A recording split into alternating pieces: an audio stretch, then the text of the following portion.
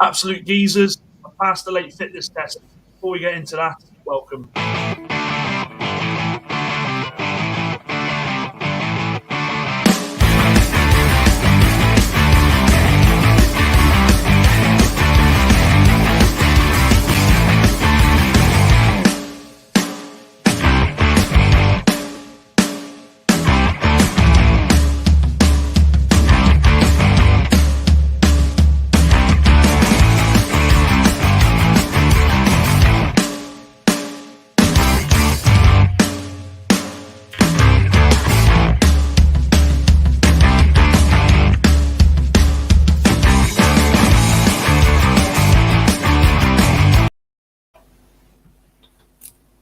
And there we are.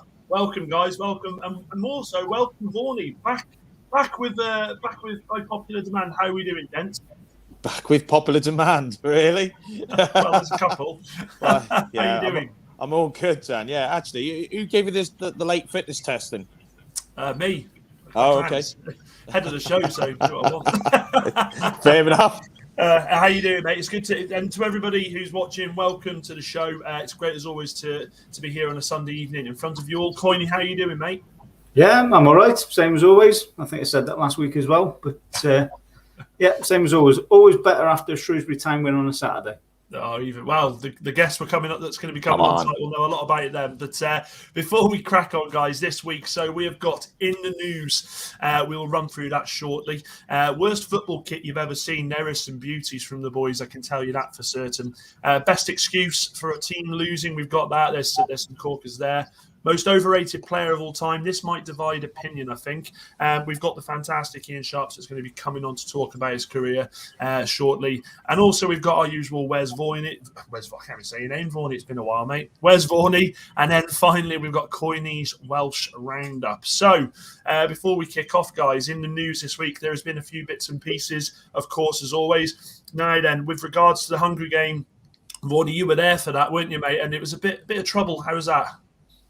Yeah, it was. I mean, I was sat at the opposite end, but yeah, you can see some shenanigans down at the other end. Stewards and police sort of weighed in. It was after the players had taken the knee, and I think various banners and various things were sort of said from the Hungarian end, and police sort of went in there, and it ended up sort of having a bit of a tear up, some ugly scenes, really, to be quite honest. So yeah, after what's happened sort of in the summer down at Wembley, I thought we'd sort of left all that behind. So to go to a game and 2 games later and you see it all again, it's like, oh no, here we go again. But yeah, it's just the same old, isn't it? It's just ridiculous. And what I said to the wife when I was watching it was, imagine paying all that money to get over here, get a ticket to then kick off in the bloody ground. It's just beggars belief, isn't it? Yeah, it's a bit of a weird thing. You've seen in the news, and actually a few people reported it. But, there were some Polish fans in there as well. Yeah, I saw that. So it's Hungarians and Polish that were kicking off. No, it's mental, mate, mental. Also this week as well, and I was talking to Coyney just off air about this. Pedri, the lad at Barcelona, £1 billion release clause in his contract. Barca really are trying to get as much money back as they can, aren't they?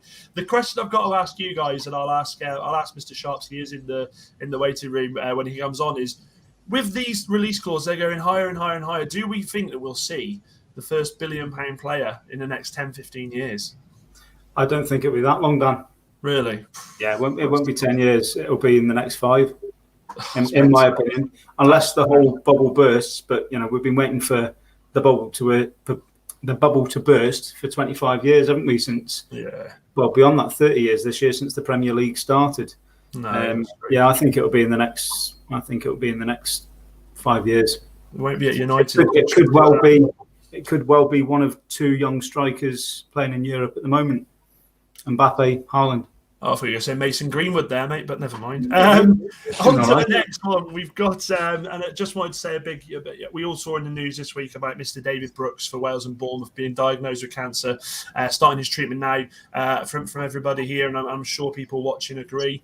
I really hope that the road to recovery is one that he will absolutely smash. It's so sad to see, isn't it? But I mean, look, the one thing I will say is medication, medical science, and all that nowadays helps these players to come back from these situations. So thoughts are with him on there, and then finally, Steve Bruce. It's just the poison chalice. They lost today, didn't they? They 1-0 up after 25 seconds, and you thought, oh, do you know what?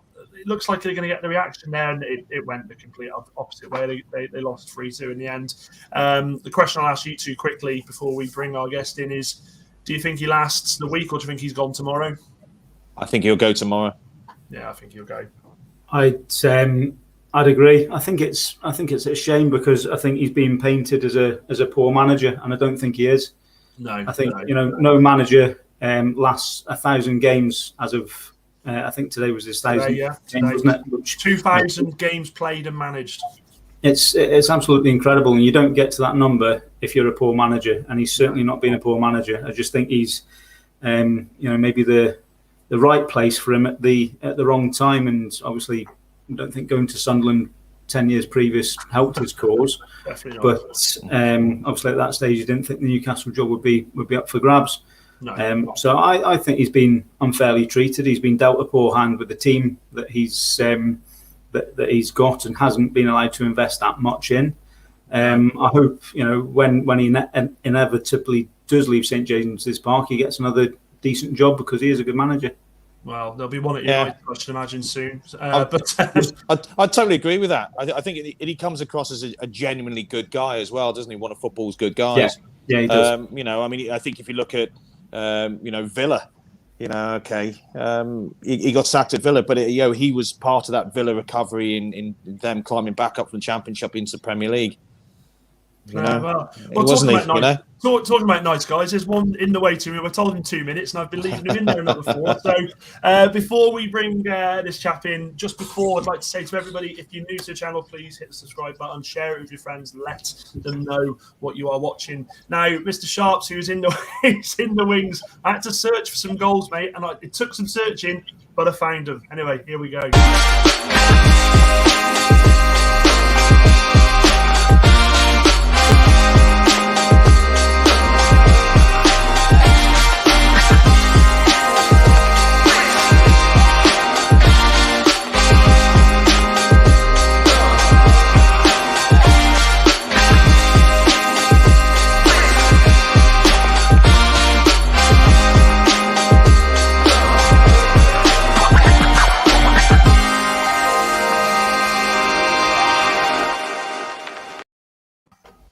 Some corkers there. Some corkers. Welcome, Mr. Sharps. How you doing? Not bad, Tom, mate. I was trying to, my lads, I had a few drinks the other week, and my lad was asking me, can we look at your goals? And I was like, yeah, okay. Then we went for YouTube. We couldn't find one. So you've done better than we have. I was on the case. Welcome to the show, Ian. It's great to have you, mate. It really is. I was really chuffed, actually, that you agreed, because you won't remember this for sure. I'm sure you won't. But I met you a few years ago when you were playing for Shrewsbury Town. I was working at the recycling centre, and you were always very approachable. And I really appreciated whenever you'd stop and talk. And I remember, actually, I spoke to you just after we'd lost in the playoff semi-final. And I'll never forget the lad who was working with me said, oh, well, perhaps they should have tried harder. And you fired back with, we definitely tried enough, mate. And I thought, yeah, definitely cares. So it's good to see. But you're one of the good guys, and it's really, really good to have you on. Thanks for coming on. Well, thanks for the invite, mate. Spot on. Now, we have got some questions for you that we have prepared. Now, the two guys obviously sat next to me, well, I suppose sat next, if you can see that way. Massive Shrewsbury Town fans. Shrewsbury Town fans, so I'm sure I'll have some questions for you. But before we get it all started, the first one has to be for me. How did you get into football? Just from a young age. I got all my photos of when I was a kid, like 4, 5, 6, is me with a football, walking around with a football in football kit. I think I went to every party, every outing in a football kit. It just was my life. I joined the Cub Scouts at about 5 or 6 because they had a footy team.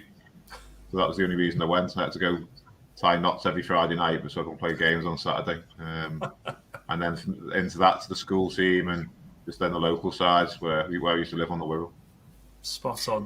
Which, sorry to interrupt there, Dan, which team did you support in as a kid? I was a Liverpool fan as a kid. Obviously, right, well.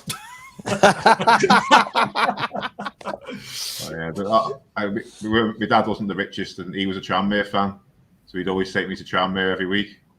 And then we got to start to get tickets to Tranmere when I started to play for them. But the first games, I remember, were going to Tranmere because I think it was quite cheap in them days, and it was a Friday night, and that's how we used to be on the Wirral. Tranmere used to be Friday night every week. Which is Friday nights, aren't they? Yeah, it used to be. Yeah, I think they brought that back this season as well, having a few games on a Friday these days, aren't they? Yeah, I think it works well because you get like the casual fan then being able to go to both games on the Friday and Saturday. Yeah. I think the players love it as well because they get the weekend off. So that's always a bonus. It's a shame, actually, you touch on that. And I've only ever been to a couple of Friday night games in my lifetime. But they're always the ones I've had the most fun at because I think the crowd are more up for it. They've just finished work. It's that release after a hard week of work. You go and watch the football and just have some fun, don't you? Yeah, I think a good night game beats a good day game in my mind. I just think the atmosphere is always better at night and under the lights, and you just get that bit more buzz at night. I think like European nights that you see, they're always at night, obviously, aren't they? Because it's midweek, and you just get that special atmosphere. I think you get more locals going as well, especially higher up the leagues. I suppose on the Saturday you might get some more tourists, so to speak. Like I said, yeah, you get a few floating fans, don't you? Sort of like midweek games, certainly Friday nights. Because Friday nights, I suppose, I wouldn't say an odd night to be playing, but you won't have too many other games that would clash at the same time. So yeah, it's a good idea. Yeah, it is. Yeah, and I think the problem you get is the away supporters as well, isn't it? If they've got to travel a long way. But I think teams themselves prefer the Friday night game. Yeah, I remember kind of early '90s seeing Shrewsbury at Tranmere, and probably with Coyneys as well. A couple of times they were Friday night games. Great, really loved it. We had one live on Sky on a Friday as well, about 8 years or so ago. There was. Scored early on. That's right. There was. That's right. Yeah. Yeah, I don't know why more clubs don't do it, to be quite. Certainly if the two teams that are playing are fairly local, fans haven't got to travel too far. I think in the olden days, so to speak, as well, it was all right to go watch both teams, wasn't it? Whereas now it's a bit more tribal, I think, and you wouldn't watch both teams. But definitely when I was playing, you'd have Liverpool fans and Everton fans come to watch Tranmere. Yeah, and that's actually something I kind of feel like affected Tranmere in a sense, wasn't it? That because of the Friday night games getting stopped, they did used to have a fair few go, didn't they, Tranmere, if I remember rightly? And then when that obviously they moved to Saturday as well, then that's a lot of income going, isn't it? Because, as you say, those fans do then stick to their Liverpools and their Evertons. So it's quite a shame that. You obviously kicked your career off with Tranmere, played quite a few games for them as well. Did you enjoy your time there? Yeah, I loved it.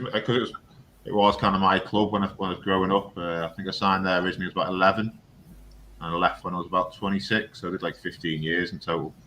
Ups and downs there, but it was I did love it as a club. It was very similar to Shrewsbury in a way that it was a family club, and you'd know everybody around, and everyone would speak to each other. And there wasn't that big a hierarchy in terms of like egos and stuff.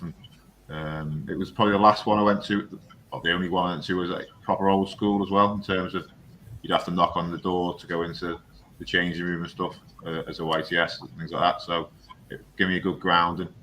And the lads that were there were brilliant as well. We've still got a WhatsApp group going now for all our like intake for the 2 or 3 years above and below, and it's great bonding that everyone still has now to this day. Like a lot of lads didn't make it even, so it's brilliant that everyone looks back at it so fondly.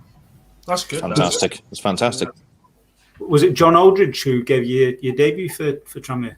Yeah, so I was so we got into a scholarship at 16. It was Johnny King then, but by the time I'd actually signed, John Aldridge was in charge. So the first pre-season, he said I was going to start, and in the pre-season games against like Heswell, which is like a local, like playing Bowmere Heath kind of thing. It's only like a local kick around one, the first game of the season. I pulled my thigh the day before the game, so I couldn't play in that. So that's like the kind of story of my life for Tranmere the first few years. Then I got in against about a year later. I did well in pre-season again, and they had quite a major injury crisis. To be fair, I think they lost 2 or 3 top centre halves at the time. And we played at Sunderland, and centre half got injured. I got on, and I got injured straight away. So that was my debut for like 16, 17 minutes I played. But that was the only time really in the Championship I played. But at least I can say I did it. Well, yeah, you did. You played more minutes in the Championship than the rest of us, mate. So. Well, yeah. I can always. I played in the Championship. I don't ever tell any people how long I played in it, but I still played in it. Well done. That's spot. I mean, with regards to your career, I mean, it is quite an illustrious one. Looking at the games you played and the games you're involved in there, and as we said, PFA Team of the Year, 3 years in a row, fantastic achievement. But what would you say? Sorry about that. Your happiest memory would be in football?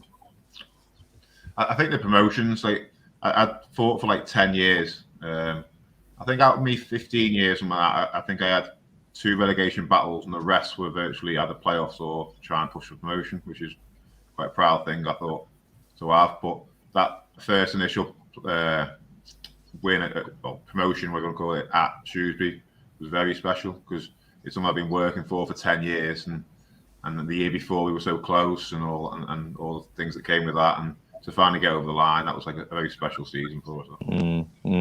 It was.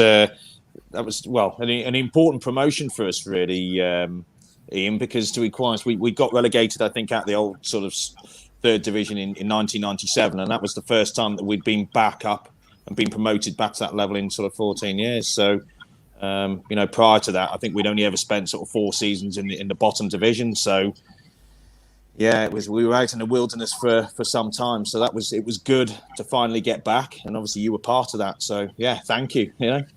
Yeah, I'll echo that as well. It was a great atmosphere, I thought, around the club for the 2 years I was there. I think we should have gone up the year before, and we should have probably won it the year we went up. But sometimes you don't get everything you want. But it was great, and they're a great set of lads now as well.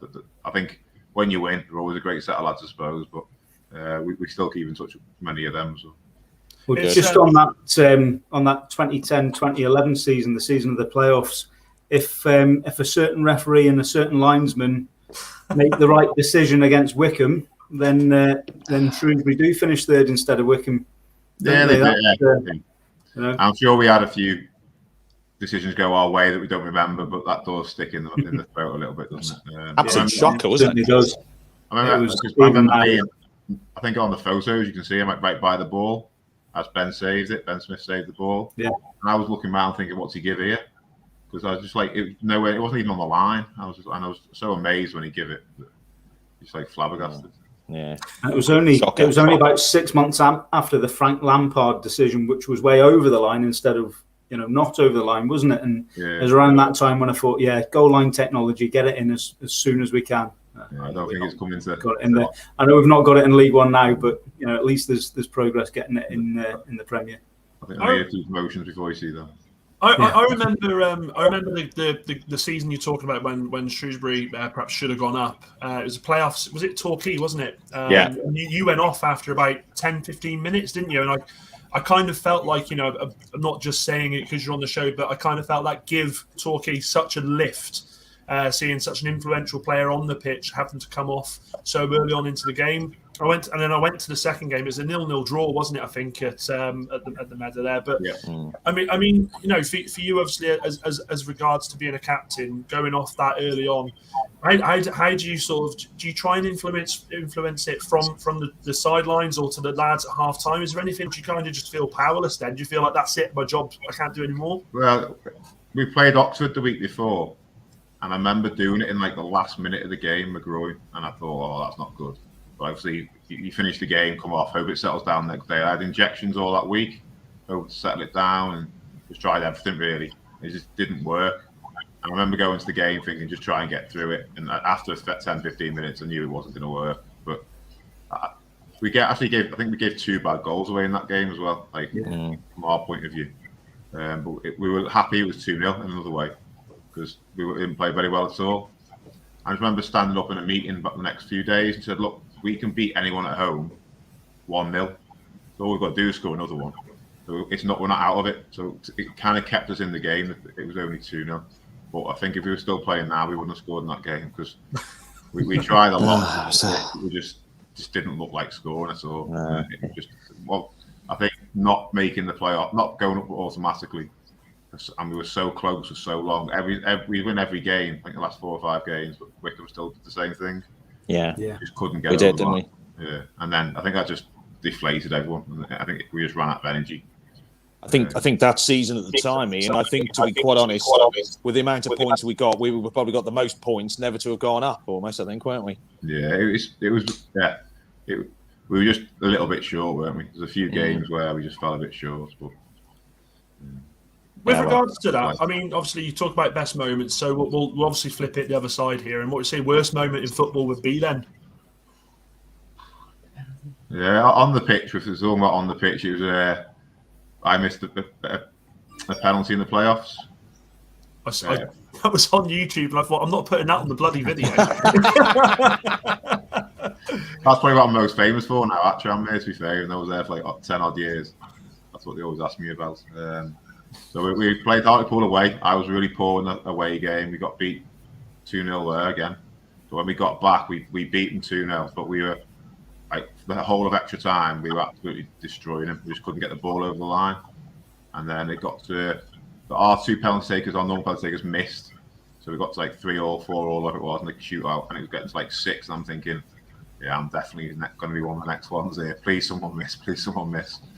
And then it was like I think I was 7th or 8th to go.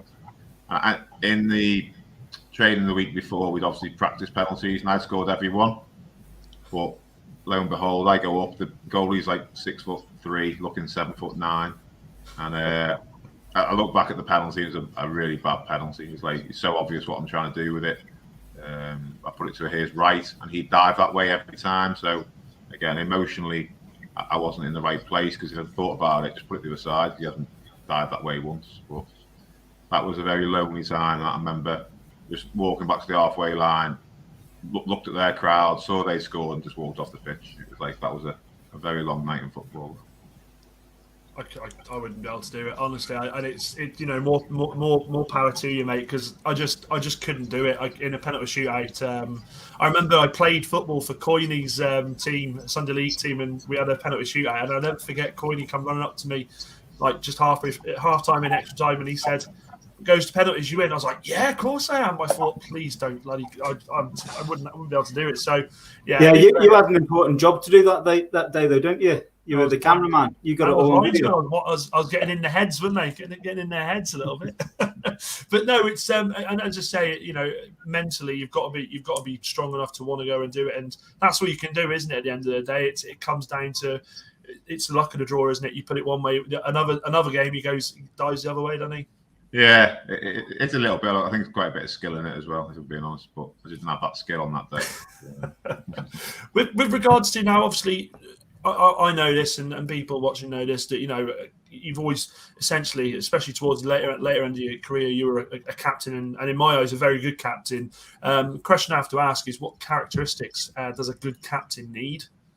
I think it's hard to categorise just one person. Like, I think everyone does it slightly different. If you look at how I tried to do it, I was trying to be a link man between management and players. I wasn't particularly lively in terms of like geeing everyone up, but when I said something, I meant it.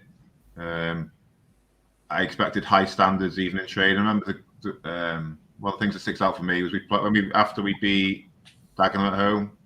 Obviously, we had a few days on the pop, shall we say, and we all went out and had a good time. And then we come in Tuesday, and the lads were messing around training, and I was like, "That's like I wouldn't accept that at all." I was kicking off, and they were kicking off at me, saying we've got promoted and all that. And I was like, but that's not what we're after. Like, got to keep your standards high, and I think that was one of my main things, just to keep standards high in and around the building and on the training grounds, and that's what I'd look for in a captain.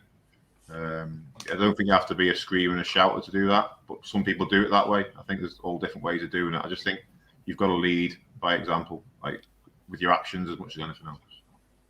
And that's it. You touched on it there. That there's so many different ways of being a captain, isn't there? Some captains do scream and shout.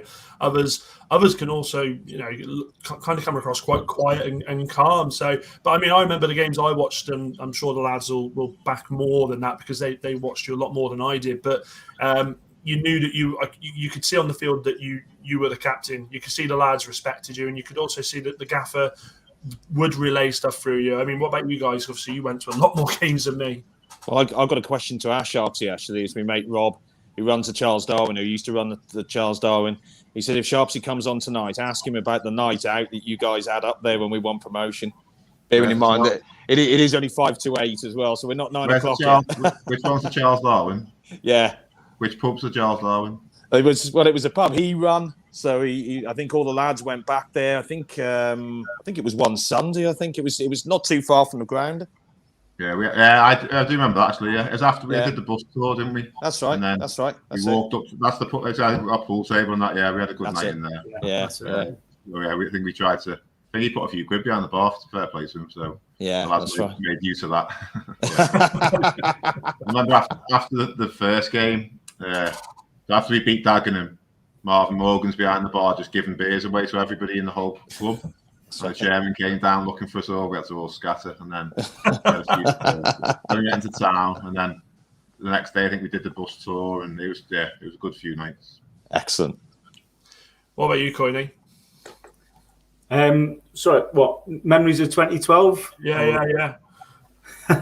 Where do I start? I think my night was quite hazy as well.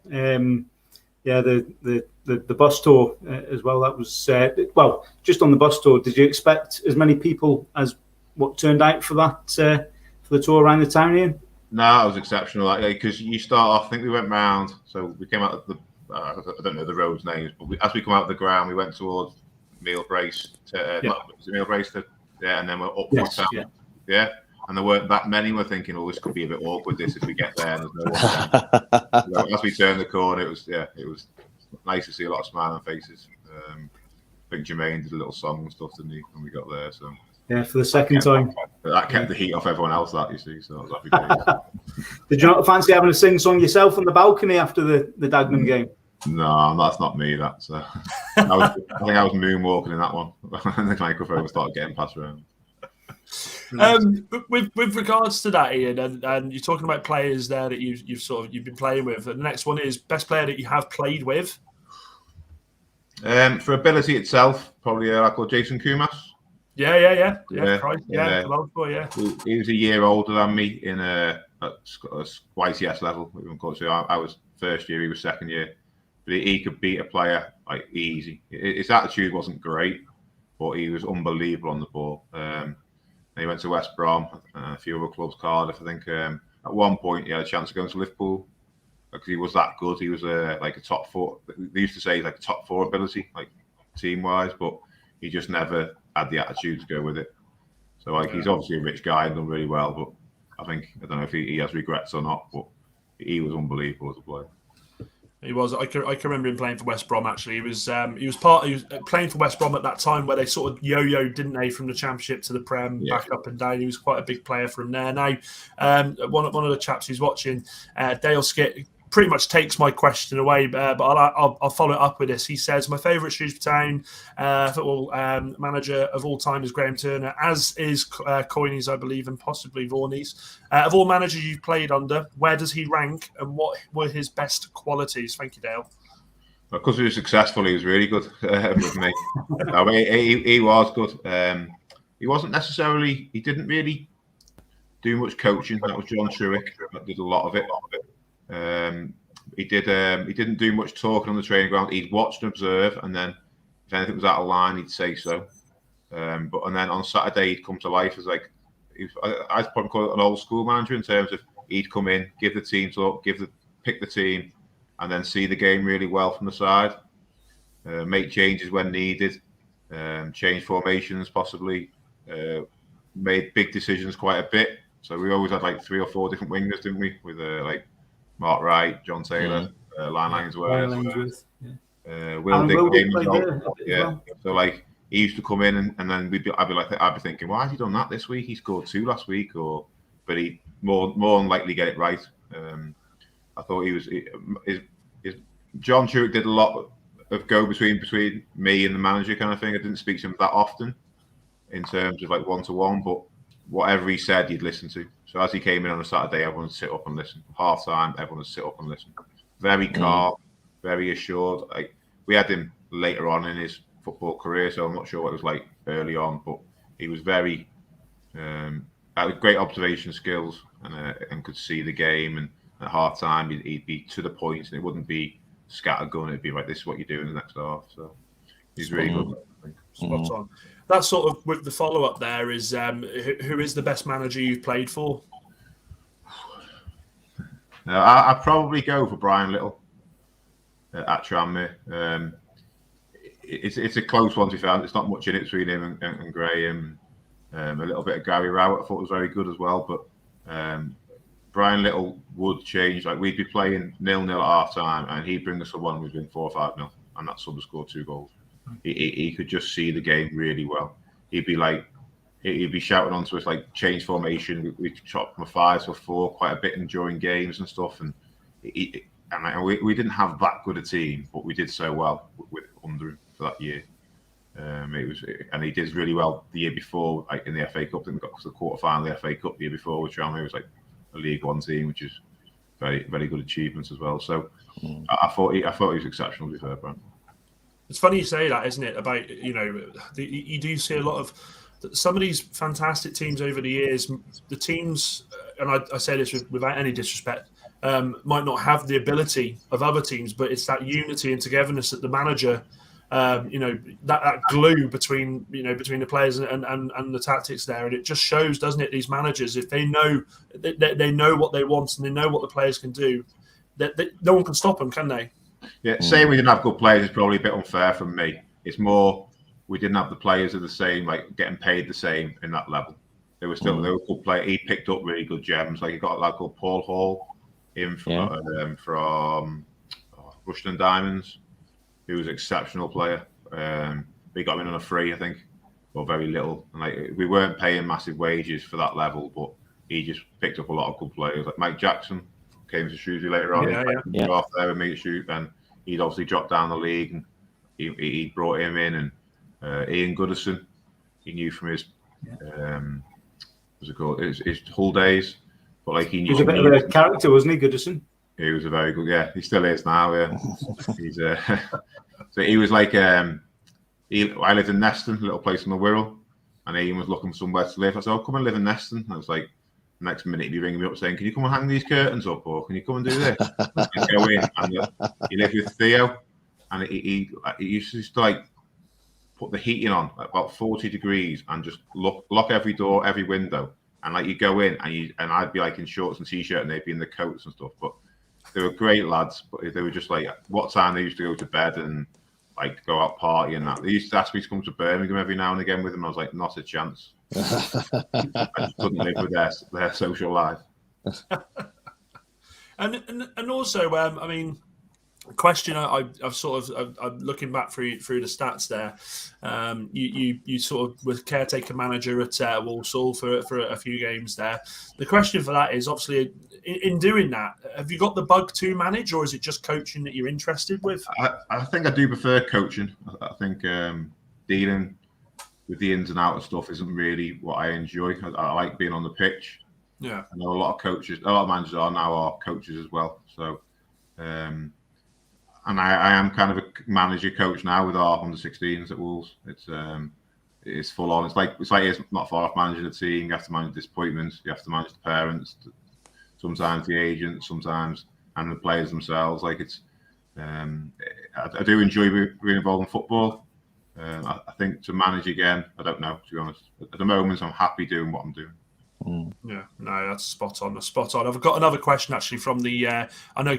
Sorry, Coyneys, I think you're about to ask something. I was just going to ask Ian, with you coaching the under-16s now at Wolves, how has coaching changed from when you started out at Tranmere? We talk about this in the office, and we say, like, are we doing the right thing? Because I think a lot more detail goes in now. I remember when I was 16, you'd turn up and play a five-a-side and go home, and they might make a few points. But now every session is planned, it's documented. You do individual stuff, you do unit stuff, you do an individual analysis. They get a lot more given to them. Yeah, I think sometimes that can be a little bit detrimental in terms of like they're just given too much, and then they don't think for themselves. But I think coaching. I think if you look at players overall, I'd say standards have improved, and that must be something to do with the coaching. It's hard to quantify, isn't it? Like what lads were like 30 years ago compared to what they are now. Yeah, absolutely. I'd say like skill, technically, especially, I think players are a lot better than they used to be. Everyone can handle the ball. I think if you look at like your top range players now, that to me they are a standard above than what we came through with. So what sort of coaches were coaching when you came through at Tranmere? Was it UEFA qualified coaches, or was it just someone's dad, or how did it work? No, so we had a guy called Warwick Rimmer, who's a top coach. He's brought through millions of pounds worth of players at Tranmere. But like he was on his own with the under-18s down to under-12s. We have 2 coaches for every age group now.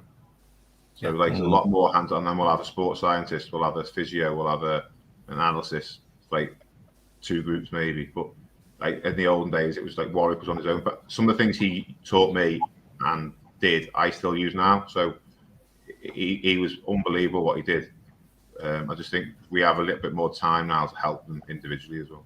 And probably less chance of a gem or a decent player slipping through the net. I mean, it doesn't sound like that would have happened at Tranmere, but I know Coyneys will probably back me up on this. The amount of players that we seem to have lost at Shrewsbury, Coyneys, don't we, over the years?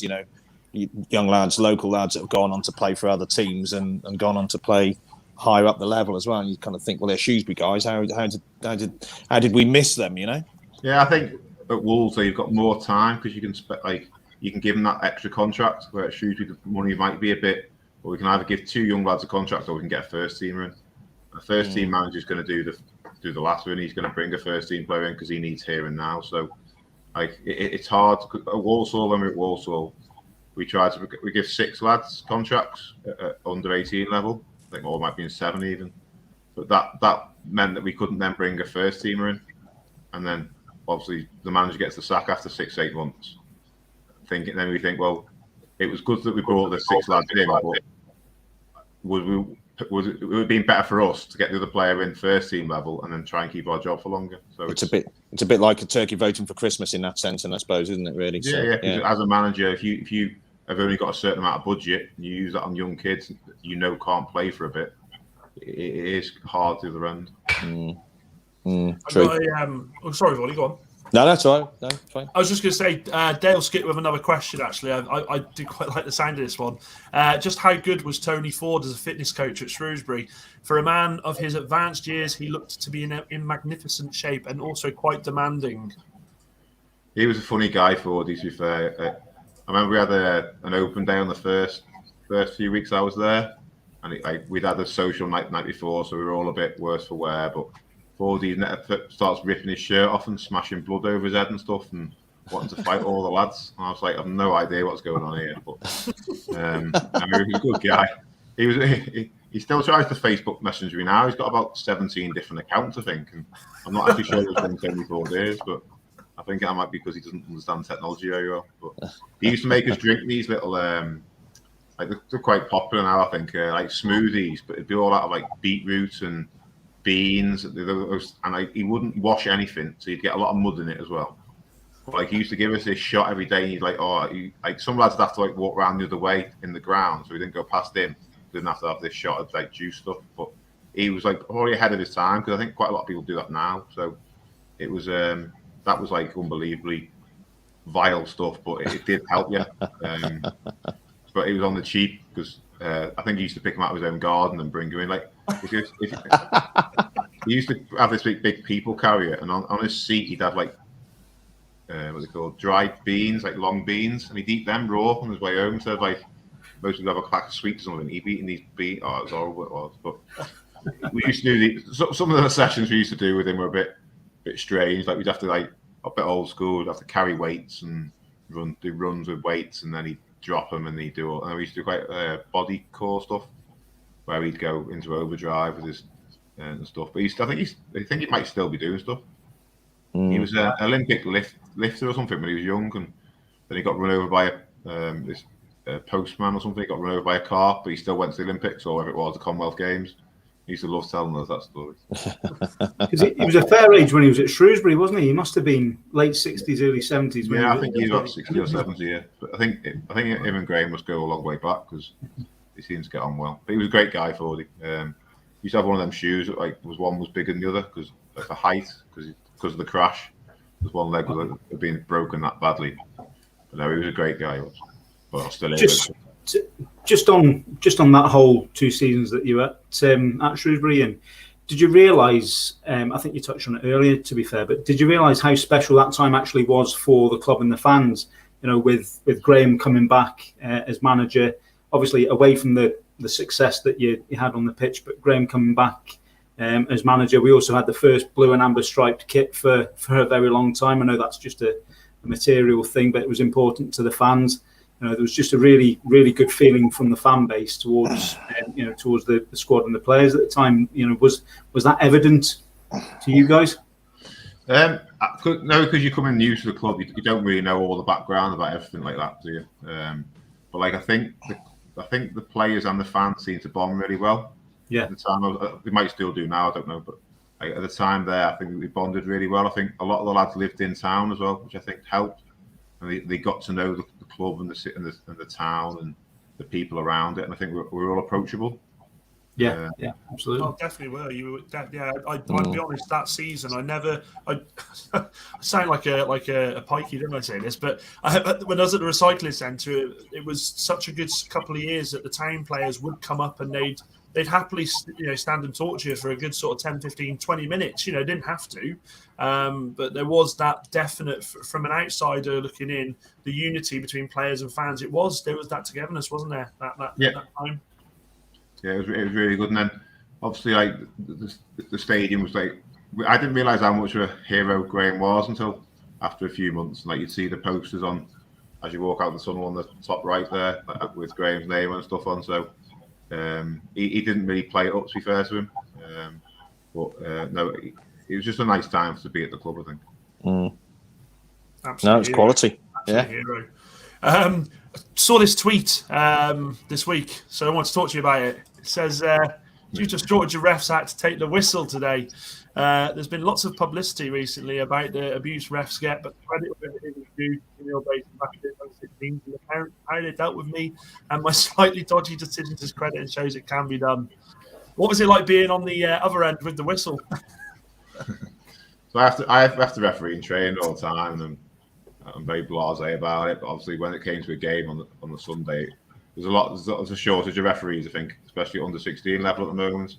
So it was either me do it or not get the game. We've had a few called off for COVID and stuff. So I just said I'll take the game. I'm not like, and then someone else can help take the team because it's my lads' team and I want to play football really. And we've had the team going since under probably for 10 years since we've been here. So it's just I didn't want it to just fizzle out. And we've got we're not the best. We've been moved up the leagues for some reason, but that's a different story. But we're in the top league now, and we get beat most weeks, which is fine. But I thought I'd give them a game, to be honest. I didn't want them not to play. So I think after about 5 minutes, our lad slid in. I thought he won the ball, and he went out for a corner. And I was like, corner, and they all went to that was a penalty. I was like, I can't give it now, can I? So I had to even it up second half, so we should have had a penalty. And I said, no, play on. We have had a bit of we played a different team in the league about 4 or 5 weeks ago, and they were giving the referee jip, they were giving our players jip, and I just thought it was brilliant that their lads knew I wasn't a referee. I asked them to help me, and I gave bad decisions. It wasn't on purpose, but I did give bad decisions, and that they took it really well. And they were credit, like Meal Brace especially, were a credit to the club. I was very impressed by how they acted, and I just think it just shows some lads can do it, and if some lads can do it, everyone can do it, can't they? Yeah, correct. I just wish it's hard for referees. I was probably one of the biggest moments when I was a player, but it would never be malicious. It was always just I just try and be on. I try and be friendly with them, but before and after games, I just think some of the things you hear shouted, and my lads played this morning, and one of their lads got sent off for swearing at the referee, and then their dad's kicking off on the side, and I was just thinking no wonder referees don't want to do it. Yeah. You're getting 20, 30 quid to come get abuse. And actually, without them, you can't play it, can you? So it's a hard job, isn't it? But especially on a Sunday with no linesmen, and I just think help them out a little bit.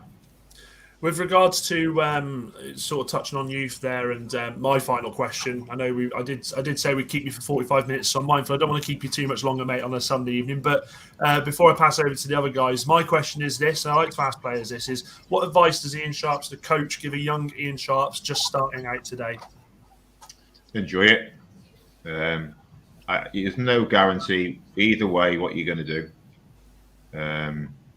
If you're going to play for Barcelona or you're going to end up playing for Beaumont, you've no idea. Just enjoy the journey. I think people put a lot of pressure on themselves now to earn this. But I don't think unless you enjoy it, you'll ever get there. I think enjoy it and then work as hard as you can, because you don't want regrets at the end of it about your own personal. You're only going to have a certain level of ability on you, but I think if you don't give yourself your best chance of playing at whatever level you want to play at, you discredit to yourself. Really. So that's whatever you do, though, isn't it? Whether you're doing exams in school or playing football, I think you just got to try your hardest, and then you can always look back and say, "Well, I had a good go." I think you had a bloody good go. I'd say you had a bad career. That's all mine. Vaughany, Coyneys, I'll let you dart in with some questions before we let him go. Sorry. No, go on. Sorry, mate. Yeah. All I'd say, at the end of the day, Ian, you always look like you're enjoying it, and I think for the couple of seasons you were with us, we thoroughly enjoyed watching you as well. So, like I said before, thank you for that. And 2 great seasons, really. Okay, we didn't get over the line in the first one, but it was still good to watch. We had a couple of decent cup runs in there as well, didn't we? The season we went up, we ended up playing away at Arsenal, and remember, I think a game or 2 before that we played, I think it was Derby away, and I expected us to get beaten there, and Lionel Ainsworth absolutely destroyed them, didn't he? We were 3-0 up in no time. It was like, what the hell's going on here? Holding on for dear life at the end, weren't we? Yeah, just a bit, but we got over the line, and I can't remember. We beat. I think we beat. Was it Swansea in the next round? Swansea, yeah. That's right. So we had some good times, and ultimately we got over the line the second season. So 2 great seasons. Like I said, blue and amber kit was back. Graham Turner, a legend. Had fantastic times, weren't they? Yeah, I don't have many. You have regrets in football, don't you? I think one of my biggest regrets was leaving Shrewsbury when I did. I was a bit miffed at the contract they offered, but I got a bit pig-headed about it, and I should have signed and stayed, and it's all happened. But I chased the money for the only time in my career, really. Right. I regret. That's something I do regret. I loved my time at Rotherham beforehand, like the first spell, but I went back thinking, it just didn't work, and I should have done my homework and my research a lot better than I did. The flashing lights just kind of shone in my face.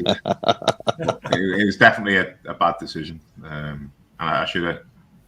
And who knows what would have happened if I had stayed? But it is something that I do regret.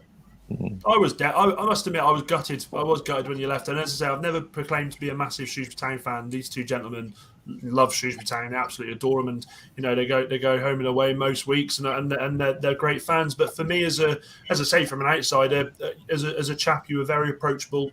You always had time to have a talk. Never once, even with the playoff semi-final, I remember you coming up a couple of days after that, and you weren't rude. You stood and spoke to us for a little bit, and I was gutted to see you go, but at the same time, I was glad that you sort of the games that you were there. Well, legacy is not the word to use, but the time that you were there, it was nothing. It was nothing but good times, was it really? So for me, I'd echo what Vaughany said. Thank you so much for what you did for the club when you were there, because you were definitely missed when you went. Sorry, Coyneys, I jumped in on you there, mate.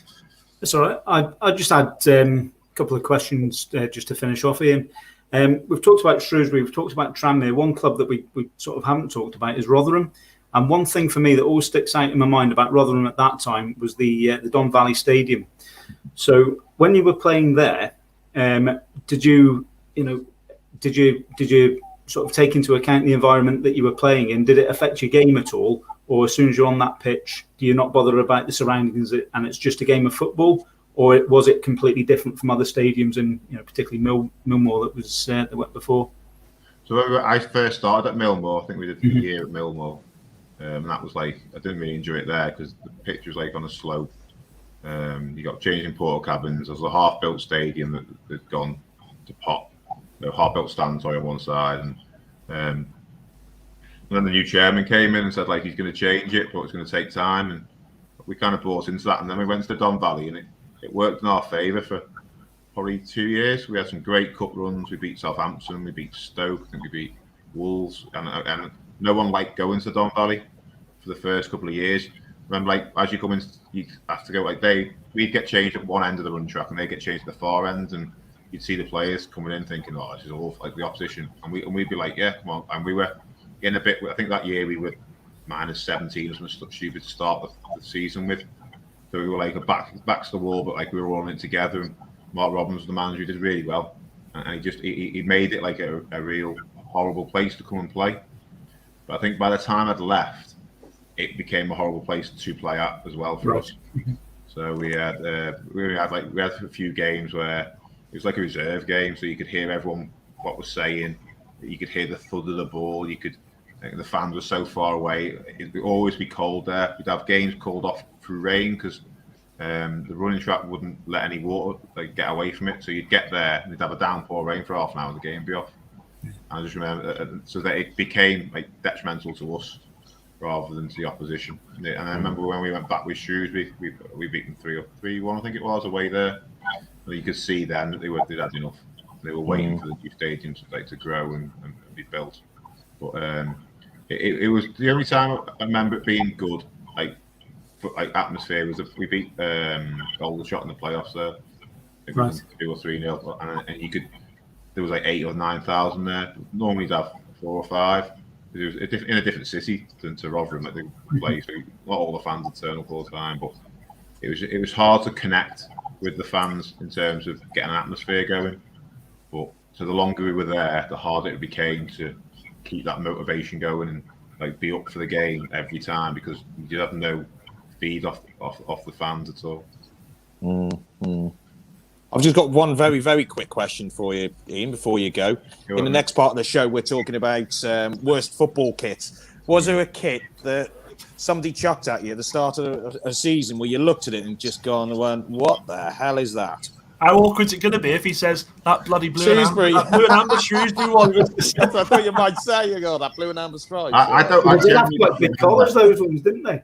I never got a pink kit or anything like that, I'll be honest, so I don't remember that. I've just watched TV then and just thought how bad Spurs' kit was on TV then. So it must be starting to run out of designs, I think. I remember a Norwich one where it was someone splattered paint all over it. I don't want to ruin your show, mate, sorry. But no, I don't ever remember thinking this is an awful kit. I just remember thinking as long as it fits and I'm playing it, it's not that bad a thing to have. Cool. Spot on. Coyneys? Can I just ask one more question around 2010 to 2012?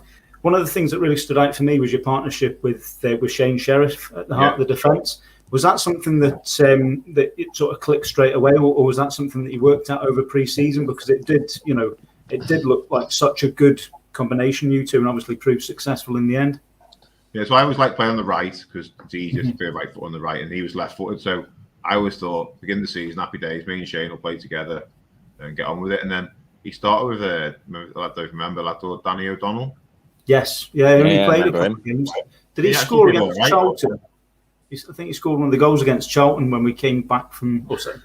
You came back from 3-0 down, I think. Yeah, we weren't very good defensively, but we scored a goal, didn't we? No, but I remember just thinking that was me and Shane will start and we'll get on with it. And then he didn't, and then he took a few games, and then Shane kind of edged him out of the team after a while. And then the next season was quite similar. I thought it'd be me and Shane again. We got a good partnership going, lefty, righty. We both get on the pitch.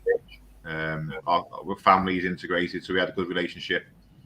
And but then next year he brought in Ruben Hazel, the gaffer. So it again was I don't know if to keep us on our toes or just to make this. And then Ruben started for a bit, but then he got injured, and then Shane came back in. But I thought we did complement each other well. Yeah. He was probably a bit better on the ball than I was, but I was probably better in the air, and we did gel well. And then when I went to Burton, the gaffer there, Gary Rout, asked me about him and said, I didn't hesitate to say bring him in. He's outlasted me at every club I've been at, I think, but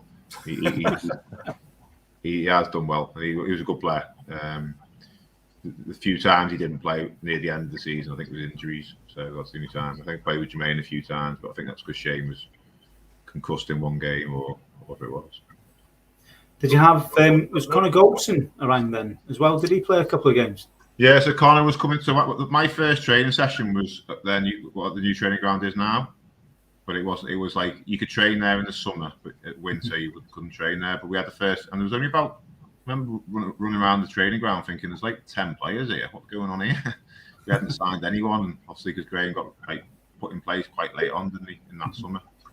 But Connor trained with us, John Taylor, a lad called Danny Taylor. Yeah, right back, wasn't he? Yeah. Yeah, they were, and I remember thinking Connor and John were like head and shoulders above him. I'm thinking Connor, he could play here already. Like, I think he was probably maybe first year pro then, and he was playing like midfield, and he was doing well. And we went away to, I want to say Isle of Wight, but it might be an Isle of Man tournament, or was that somewhere down south? No, what it was near Torquay. Vaughany probably went. the Joma Trophy, wasn't it? I think it was called. Yeah, and it was Woolacombe or something like it was, wasn't it? That's right. I remember I played my first game with Connor, and he did really well. We were playing against a pub side or something. I'm thinking he's got a great chance, this lad. But no, and then he didn't play much that first season or the second season, I don't think, but he kind of like on the bench most weeks, and he played reserves and he'd train with us a lot. But I remember all the older pros saying like him and John would go places, and then Ryan Woods came in near the end of my last season, and we was all praising him to the gaff as well, saying how good he was. So we could spot a player, but no, he was a good player. He's obviously shown that he's outpassed anything I've done, gone now. So fair play to him. Spot on. I honestly, Ian, I really appreciate you taking the time, Sunday evening to come on the show. Really, I could sit and talk to you for hours, mate. I really could, but as I said, I did promise we'd keep you for 45 minutes. Before you go, should I say? Just obviously, we'd love to have you back on the show at a later date, as long as you're happy to come back on. I'd love to, mate. Yeah, I'll keep meaning to get down to a few town games. I went the Slopian on Saturday to watch the Liverpool game.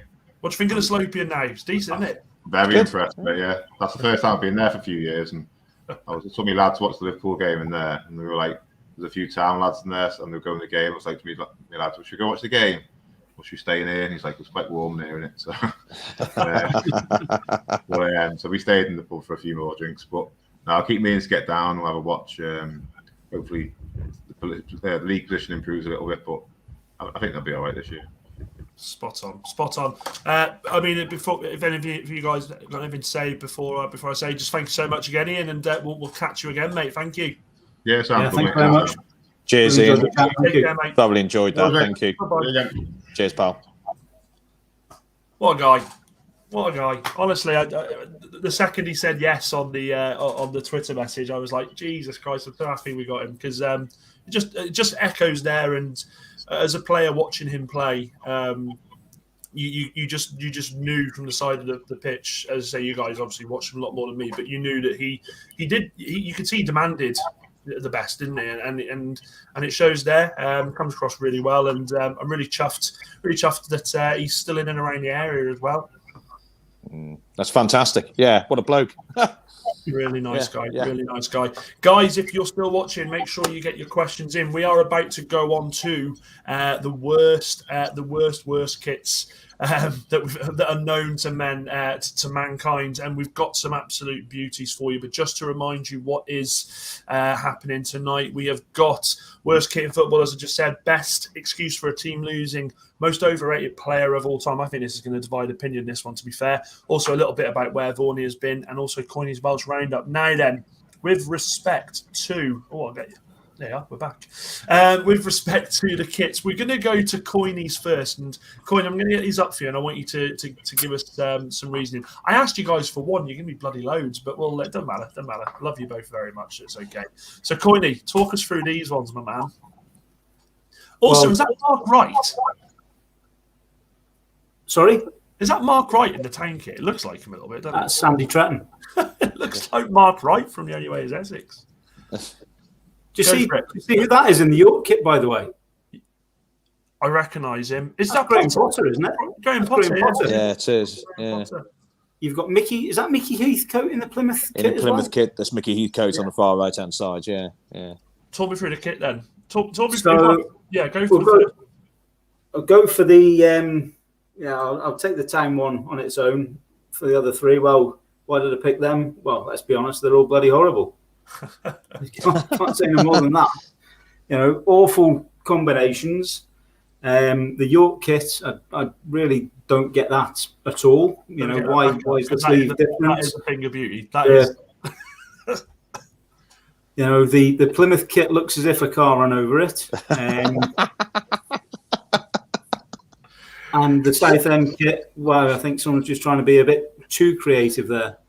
The town kits, I mean, this season's kits are they're a cause for a lot of debate at the moment, aren't they? But for me, I think the official colour is beetroot.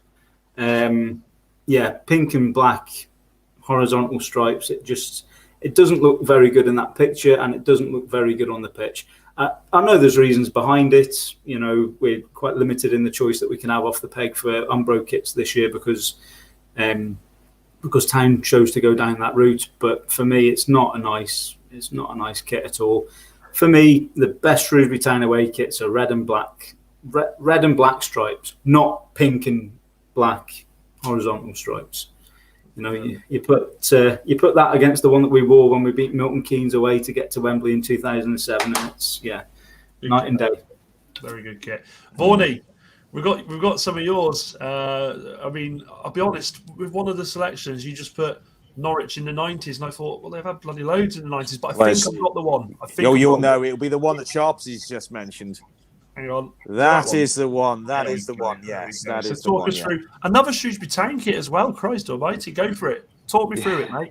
Well, I think that was a point in time when we had that 92-93 season. A few clubs had decided to go a little bit left field in sort of like bizarre designs of kits, and it's just horrendous, isn't it? But the kit that you can actually, I've got one up over my shoulder here, and that is actually an original from 1992. So I actually went out and bought it for some reason. I'm actually glad I did, because it's as Coyneys will probably back me up, it's become a little bit of a legendary shirt now, isn't it? A bit of a classic, yeah. It's actually gone full circle and gone into a classic. I know the club shop a couple of years ago had done a remake of it, and they were selling the remakes, and they sold really well. So as football shirts go, then there you go. That was one that came good. In fact, I remember the other ones I mentioned to you actually was a Hull City kit which had the tiger stripes.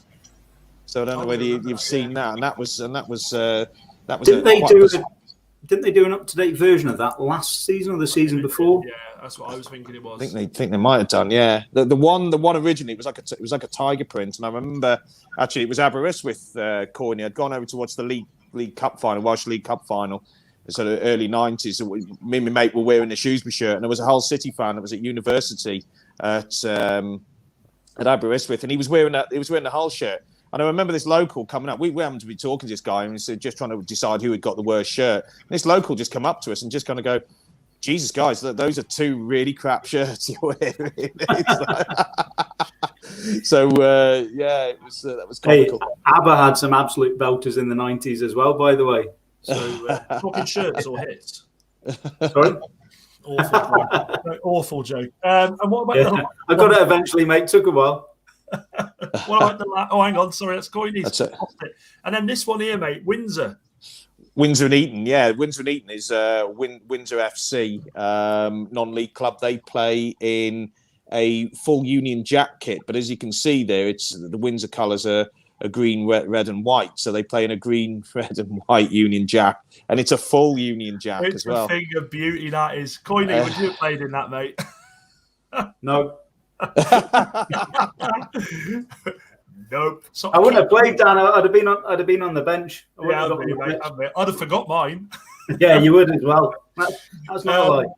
Going back to the Norwich kit, you've absolutely banged on the money there, Dan. That was the Norwich kit I was thinking of, and that was the kit that Ian Sharps was talking about as well. So it looks like a painter's radio, doesn't it? It looks like it's just splattered paint all over it. It's just a bizarre looking thing.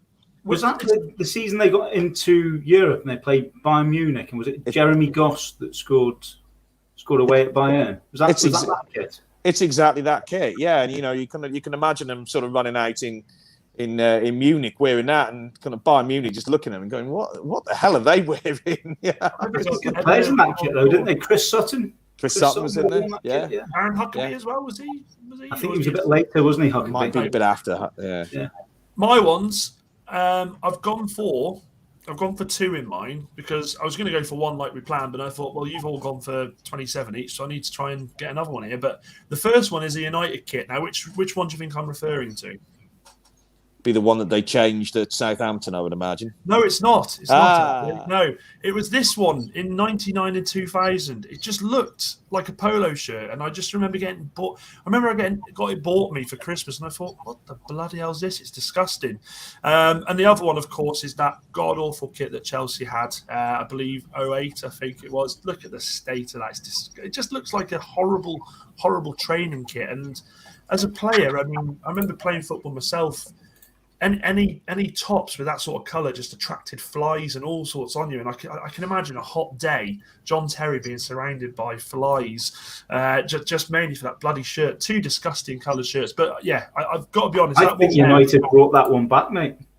Which one? I'm just checking on the on a website that blue one. I swear United did another version of that about 10 years later. It's horrible.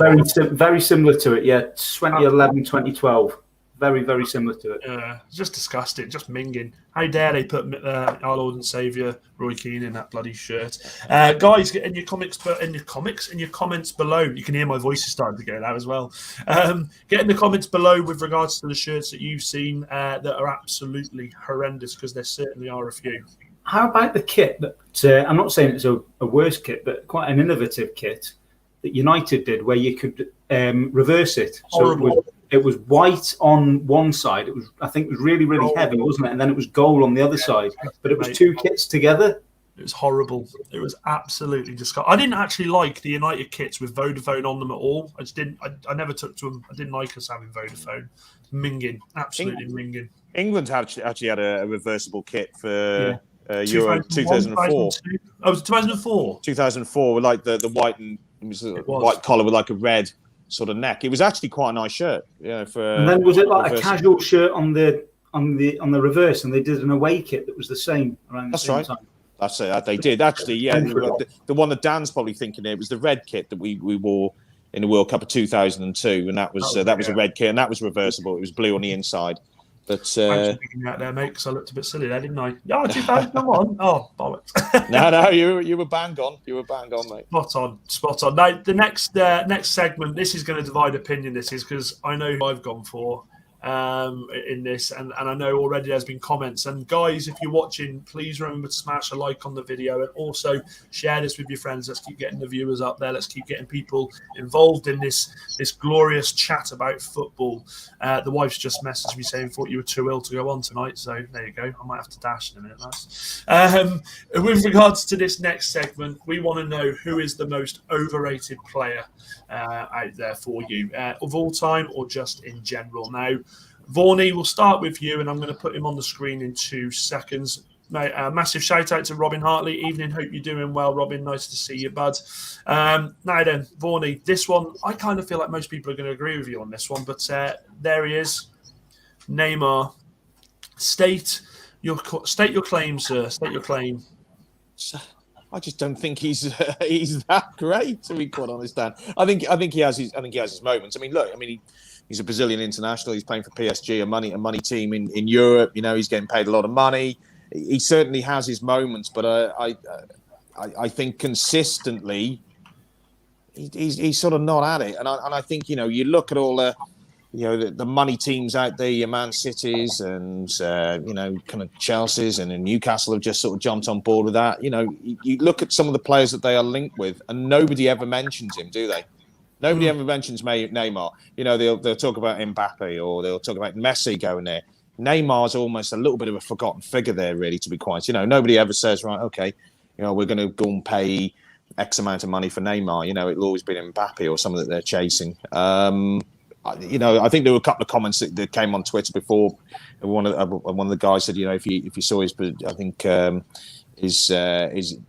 performance against Uruguay, I think it was, for Brazil in the week. I didn't see it, but he said, you know, absolutely terrified. They just terrified the defence. I'm sure he did, but to me, he just doesn't do it often enough. Yeah, and that's what I mean. That's what I was alluding to. He just doesn't do it enough, and he's got such an attitude. And what I don't like about him is every year he seems to get injured or something like that to go to his sister's bloody party in Rio de Janeiro, doesn't he? Always does it every year. Coyneys just pinged me a picture across. A lot of play acting with him as well. That's one thing that really puts me off. He goes feigning injury, falling over. Yeah. It's just, before I put the picture up, the 2018 World Cup, I just remember that one when he was rolling on the pitch.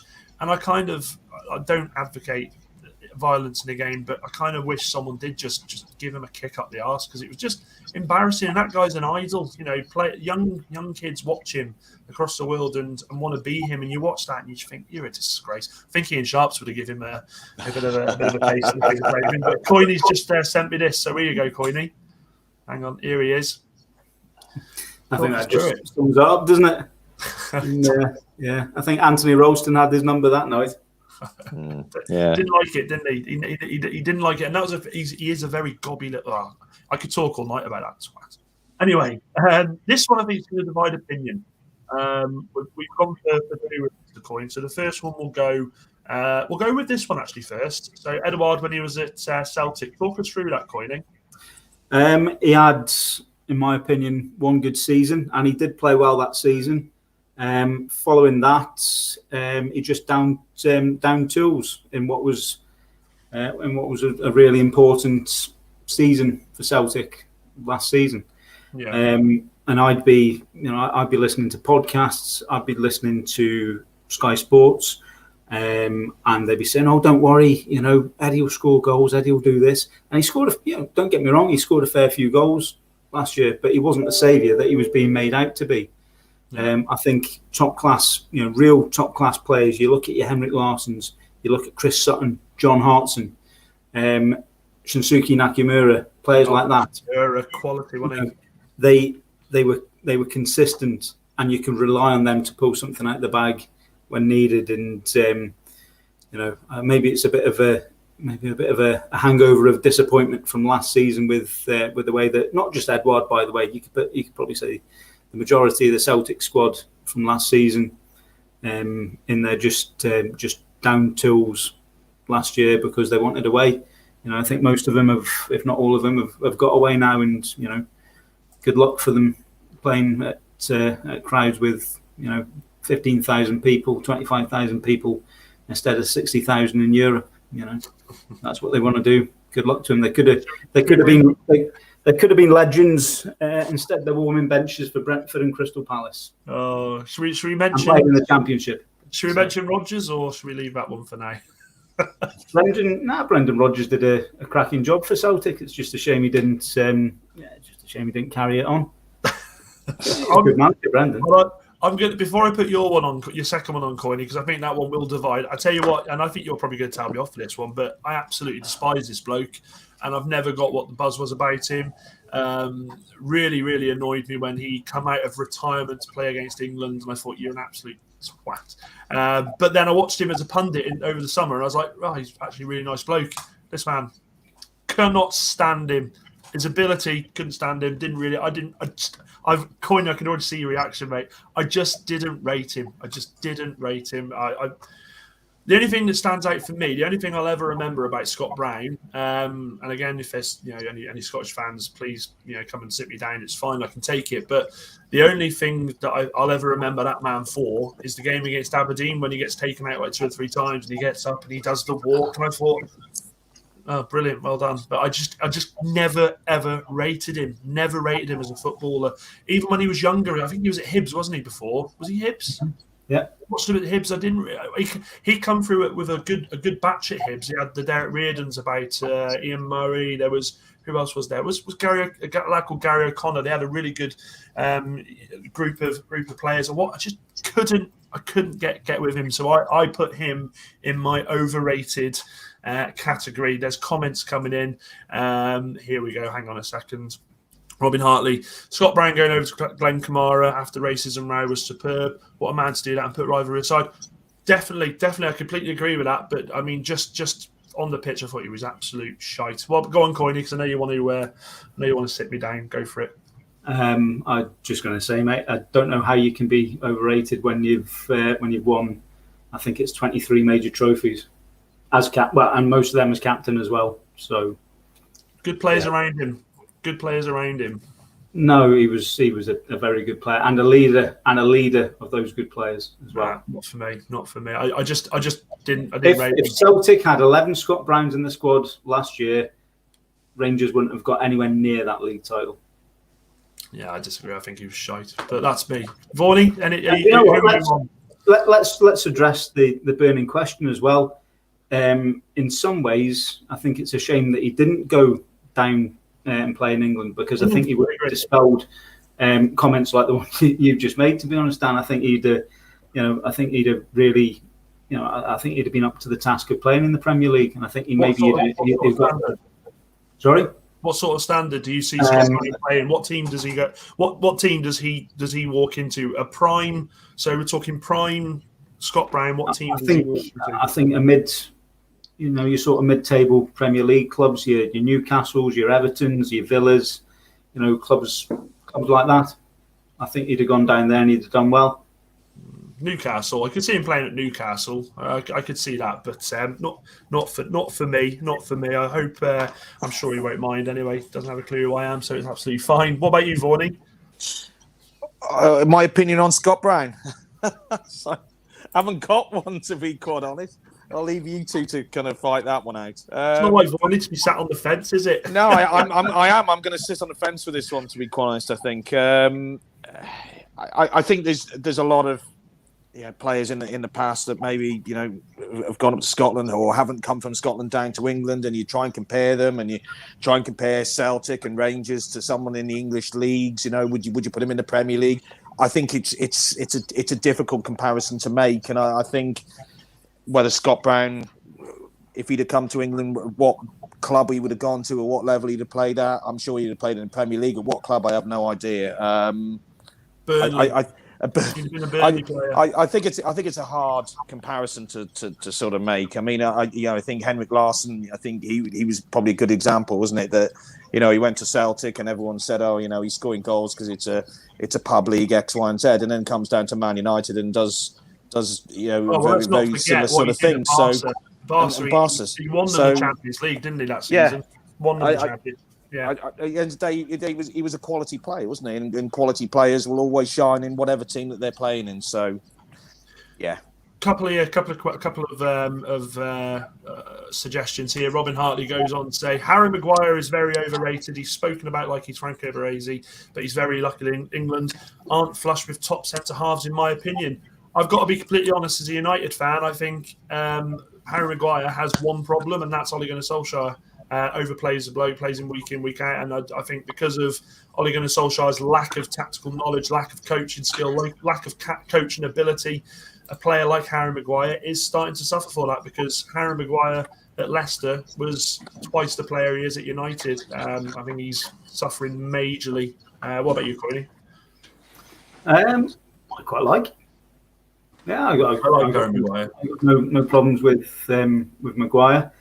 I'm not sure if we're that short on top centre halves either. Morey looks quality, doesn't he, coming through? I was thinking more Joe Gomez. Too injury prone, though, isn't he? He's had 2 or 3 big injuries at his age already. But when we're not talking about players' injuries here, are we? We're talking about their ability, and I think. In fact, we're going off topic. By the way, we're going completely off topic. But no, Joe Gomez for me would be a top centre half. Tyrone Mings I quite like as well. Maybe that's just me. Maybe I've still got me rose tinted specs on after the Euros. Well, this is aimed at Vaughany, so Vaughany won't like this, but Mason Mount, massively overrated for me too. Jesus Christ, Robin, where are you from, mate? Do you not like any of the bloody England players? Christ, killing them. Mason Mount overrated? Really? Oh, okay. I don't know what he is. Yeah. I don't know what he is, if I'm honest with Mason Mount. I don't know what midfielder he is. I don't watch him week in, week out for Chelsea, and I watch him for England, but again, that England side is built up on 2 defensive midfielders and 1 in front. I don't know what Mason Mount is. Coyneys, Vaughany, you'd probably be able to help me with that. People in the comments. I'm not sure what is he? Is he an attacking midfielder, or does he play? Is he a wide midfielder? Is that one of his strengths? Because he's versatile. Yeah, no, I get it. A variety of positions and do well in those positions. Yeah, that's not me dispelling him. I just, as I say, I don't know what his role is. I don't know, what I don't know. I'm not sure. I personally, you would probably play him in a more advanced role. So kind of like he would play in front of the two holding midfielders. But he can play that holding midfield role well enough. Does he get in front of Phillips and Rice if they're both fit? No, he probably doesn't. But I mean, the other night, okay, didn't have a great game, but none of them had a great game. But again, we didn't lose the game. I think there was a bit of an overreaction. I think on Tuesday night with the England game that England had played poorly. You forget during the Euros we played poor against Scotland. Everyone had forgotten that when we beat Germany 2-0, or we're beating Ukraine, or we beat Denmark. We have off games. We didn't lose. He didn't have a great game the other night, but at the end of the day, does he deserve an England place or an England squad shirt? Then yeah, for sure. This is the point, and I don't want to really go on to England too much because I kind of feel like we do talk a lot about England. But I will say this before we move on to Coyneys' last choice. Is this not a testament to Southgate in the sense that we're not losing games? We're not losing games. We are. I know it's points dropped, but in recent times, there have been moments where we go on and lose those games. What do you think? Who's that one to Coyneys or either of you, mate? Either of you. Possibly in the past, yeah. Possibly in the past, we may well have lost a game like that. I mean, I think to be quite honest, if somebody had asked me before, certainly before the two Hungary games, would you take 4 points out of that? Then I probably would have taken a draw in the away game and win the home game. We've done it the opposite way around, and okay, we won the away game 4-0 the other week, and I think everyone thinks that we're going to go out there and do that again.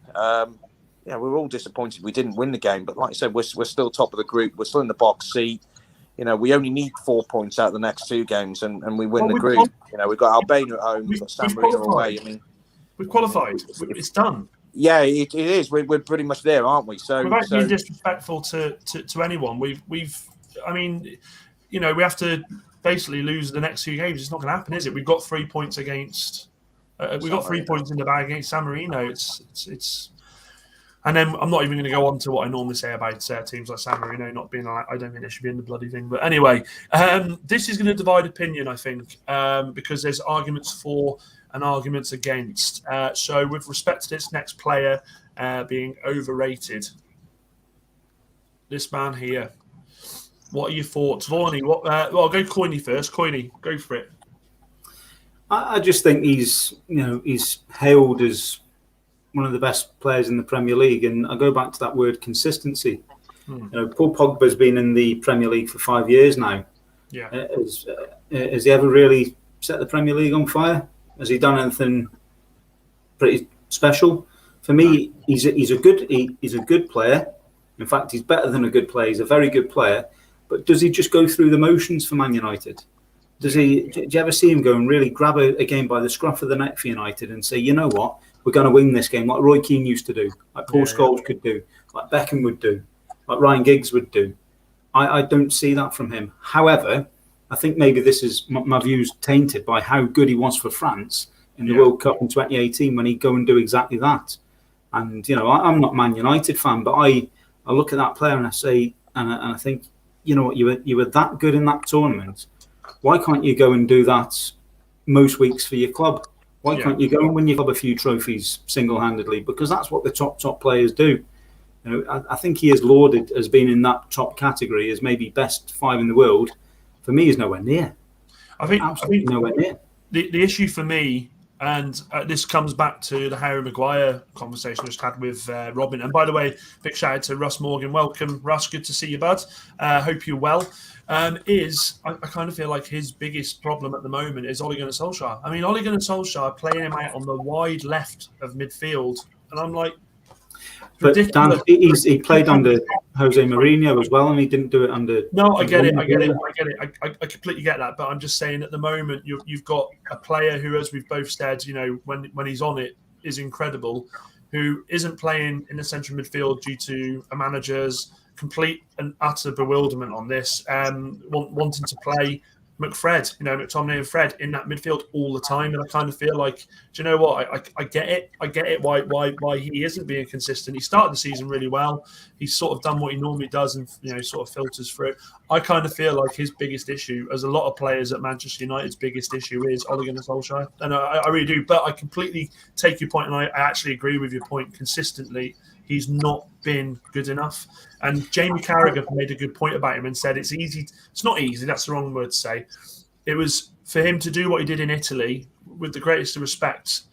The Italian league isn't like the Premier League. It's faster. It's quicker. You don't have the time to do the things that you can do in Italy. I think he'll go. I think he'll go on a free transfer for the second time from United. That's all well and good, the point about Italy. But he's not just done it in Italy. He's done it on the biggest stage of all, the World Cup. So he can, he can do it. He can go and be that that top player. You need to see it from him in a Man United shirt. And to be honest, I think you just said there, how long do you give him? I'd have, if I was Man United manager, he'd have gone a couple of years ago, to be honest. Yeah. And for that, and it's not like they've paid, $5 million for him. I think was he the record transfer? He was 80 million, wasn't it, at one point? I think, or 82 million. You've got to have those expectations when you pay that money. Yeah. You've got to expect him to be top 5 in the world minimum. Yeah. For that sort of money, and Man United haven't seen it from him, in my opinion. Every now and then. Robin Hartley then goes on and says 40 turns a corner at the start of the season with all them assists, but has reverted to that type again. Ultimate luxury player. Yeah, I get it. Look, at the end of the day, if and when he does go from United, you never want players of that ability to leave your club, but it's the consistency side. I don't think United will miss him too much in that sense. But at the end of the day, it is what it is. Now, moving on to the next segment, I'm looking forward to this one. And I'm going to put him on the screen again. I've been giving him a bit of a battering tonight, but I have my reasons.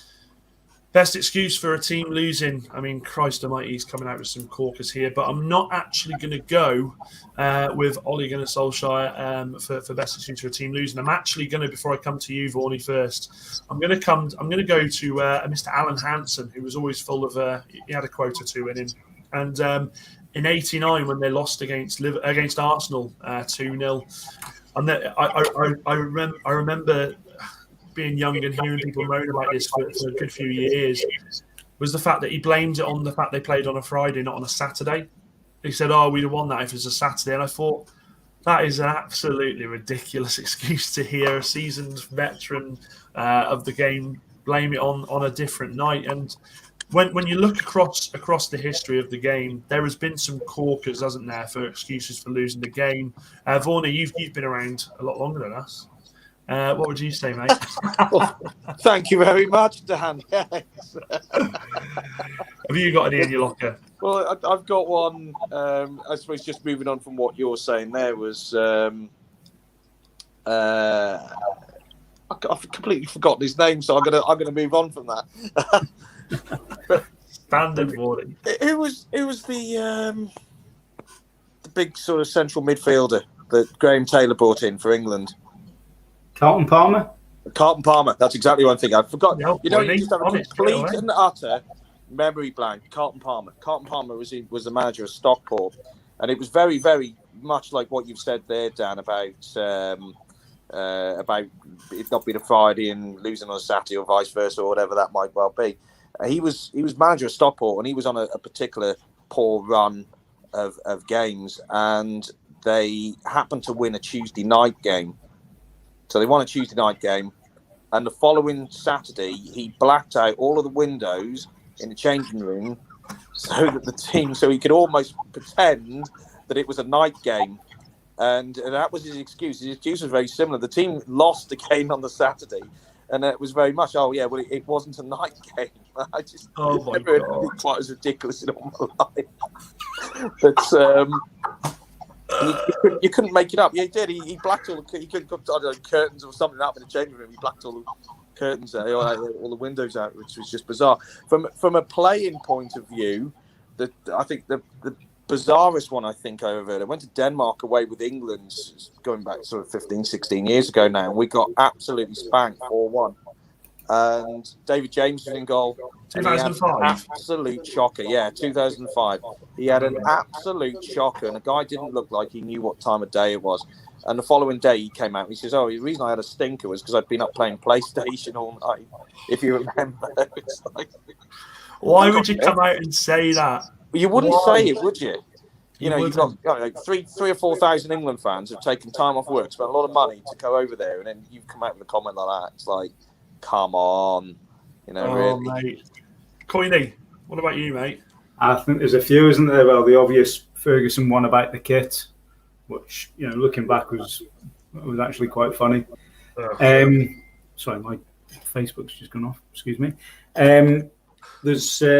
There's one that I found when I was doing my bit of research, which was the Fulham owner, Mohammed Al Fayed, blaming the removal of Michael Jackson's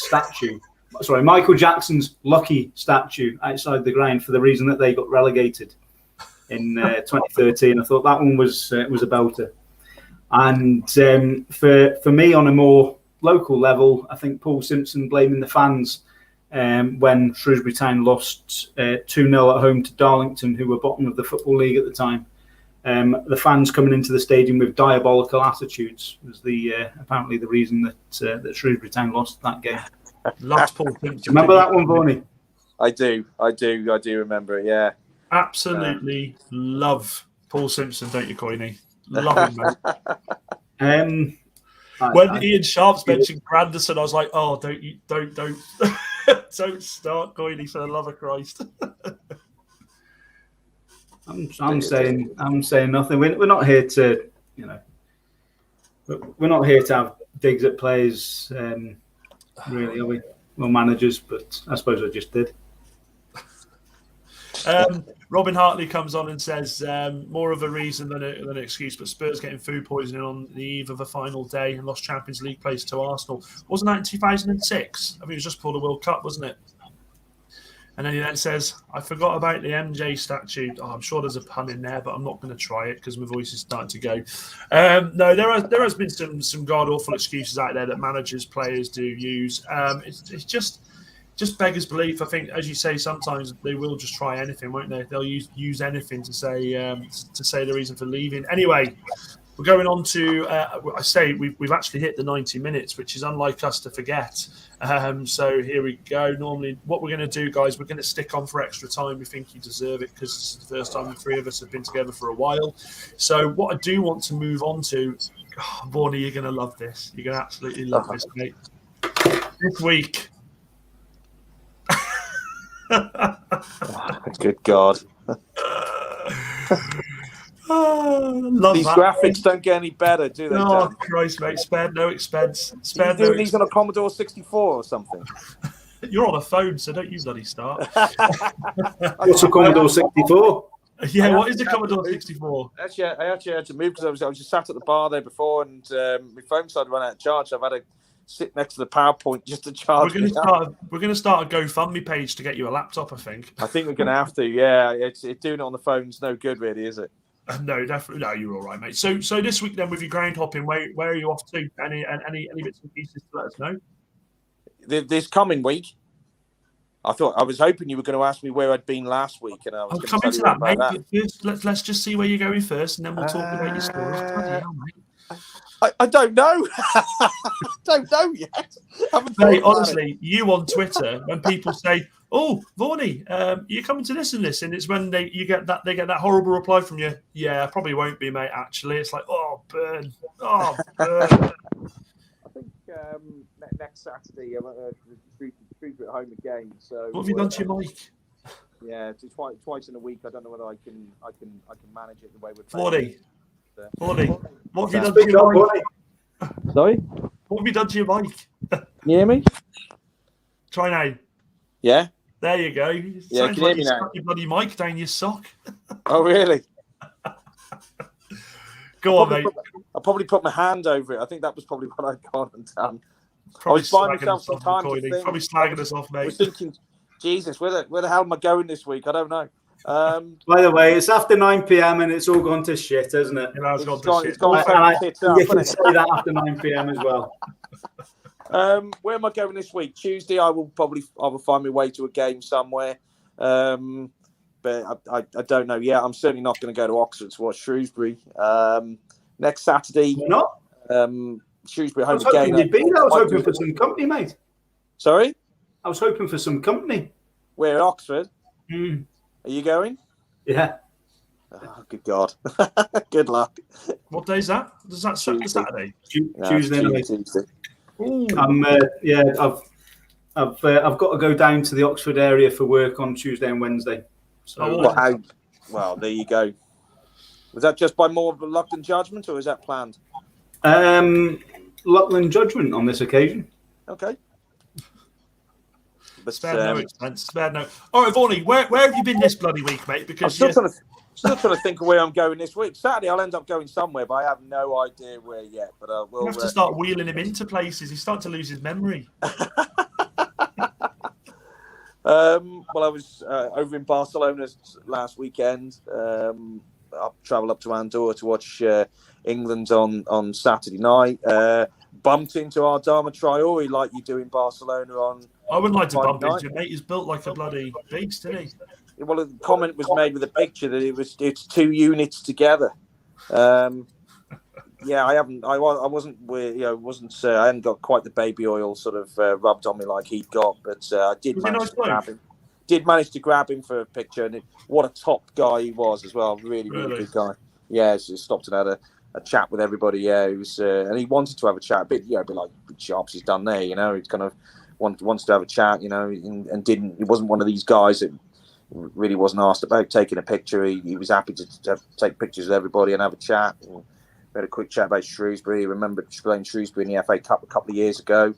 And was genuinely interested in us lot sort of going up to Andorra on the Saturday. Wished us all the best safe journey up and whatever. So it was he was a top guy. Couldn't very highly. Did he mention the show at all, or? I didn't actually, Dan. No, to be honest, yeah. Maybe you should have. You're right, Coyneys. It has gone to shit, mate. It's gone to shit. The one time we can get imagine that. I'm Adama Traore, and you're watching the Sunday Social. Bollocks. Jesus Christ. So Barcelona last weekend. We had a couple of games with the England lads that I was with. We went to two games on Sunday. The second one being Barcelona B, who were playing FC Andorra, and they are FC Andorra, managed by Gerald Piqué, of all people. So it was good to see a few other nutters at the game like me as well. It was quite funny that there's. Has he retired now? Is he Piqué? I was going to say, managing. Yeah, he's actually the chairman of the club. Yes, he owns them. Yeah, yes, he owns them. Do you know he played at Game Meadow? Yes, he did. In 2000 and I remember. Yeah, he did play.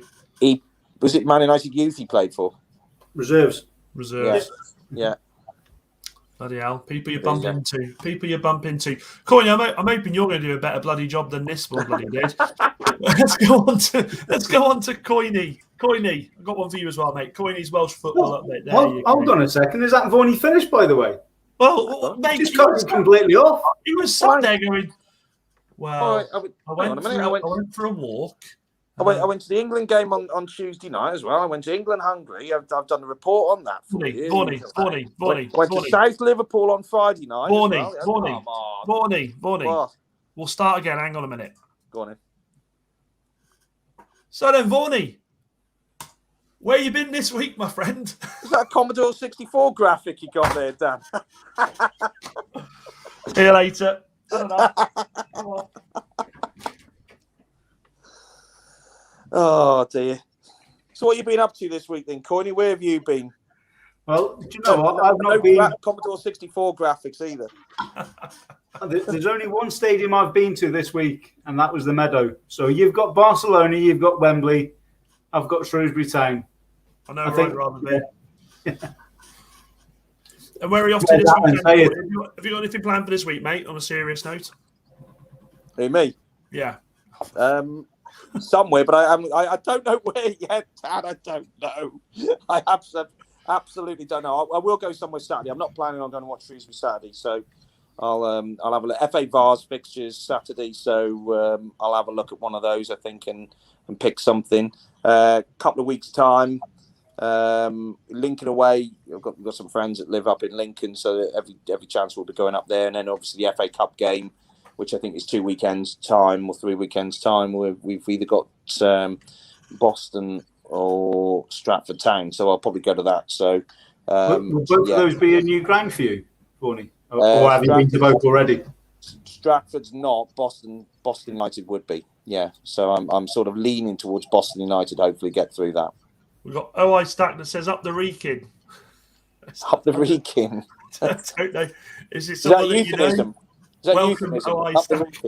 Up the Reekin. Christ almighty, I tried that once. Bloody never again. I remember getting up there, right, and I was trying to get up there, should I say, ambling up there, the slowest person. And I remember this old bloke just marching past me, and I thought, do I trip him up? Because there's no one around. Do I just trip him up so I can? Can't do stuff like that. Not at my size and height. AFC Reekin. Where's that? I think somebody's winding you up. Telford, okay. Say AFC Reekin. Hey, AFC Reekin. Who knows? Vaughany, thank you very much for that update. That was brilliant. Really enjoyed that, mate. We're going to go on. We're going to use the Commodore 64 to go on to Coyney and speak about Welsh football. We'll try this again. Coyney, Welsh football update. What have you got for us today, sir? Well, it was the fourth round of the Welsh Cup this weekend, so some really good ties in there. Friday night game, Connors Quay beat Flint at Flint, and I think there was a crowd of over 1,000 there. So really? You didn't go to that one, Vaughany? Didn't fancy that one? No, I didn't. My mate from Flint went, Chris Powell. Did he? Yeah, big crowd. He said big crowd, and then was it 1,300 were there, I think.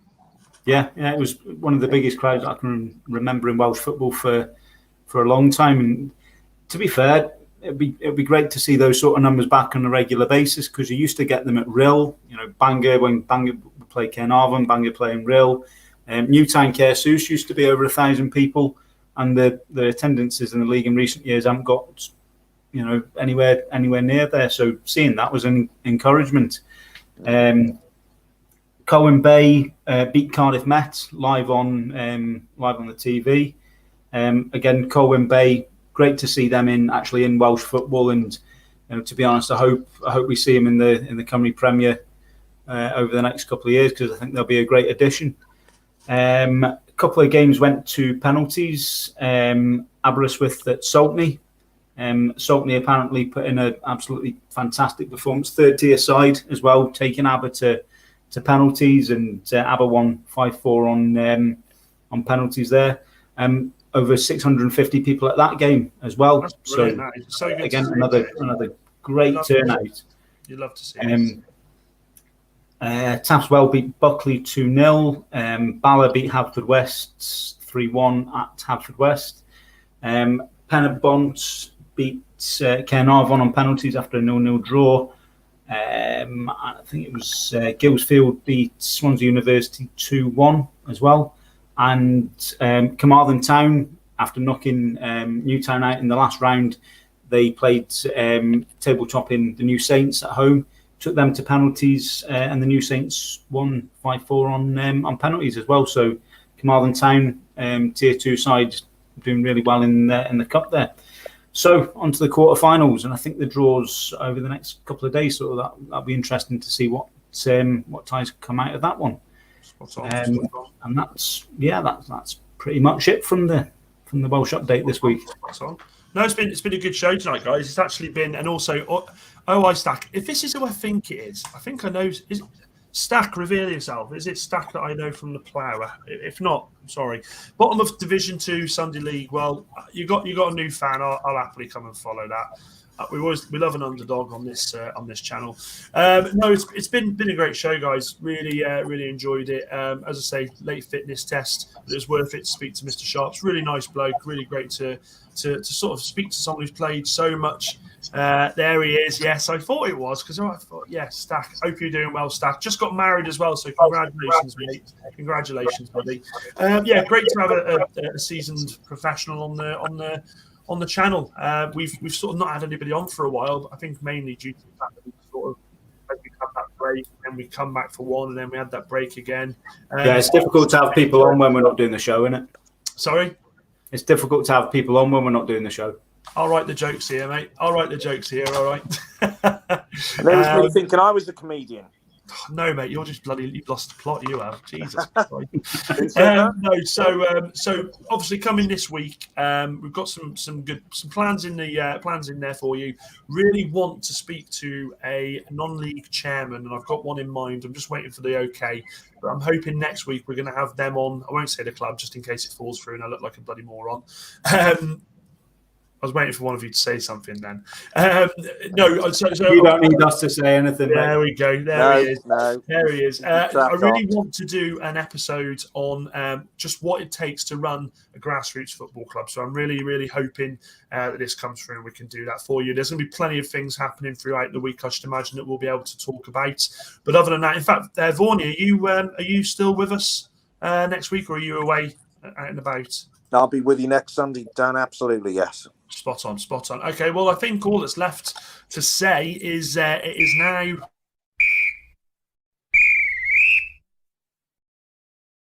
full time. Thanks everybody for sticking with us and watching the show. We really appreciate it. It's been good to get back, and it's been really good to have the three of us back together and to push on.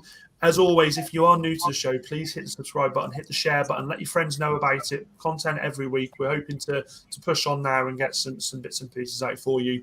Try and get some more interviews with players. Also, Coyneys had a really good idea to do with Sunday League. I won't talk too much about that until we've. It's the first time for everything, mate. There is a first time. Yeah, there is, correct. But no, that's everything from me, Coyneys. If there's anything else for you to say, mate. Nope. Brilliant stuff, as always. Vaughany, anything from you, mate? Carlton Palmer, I've remembered his name.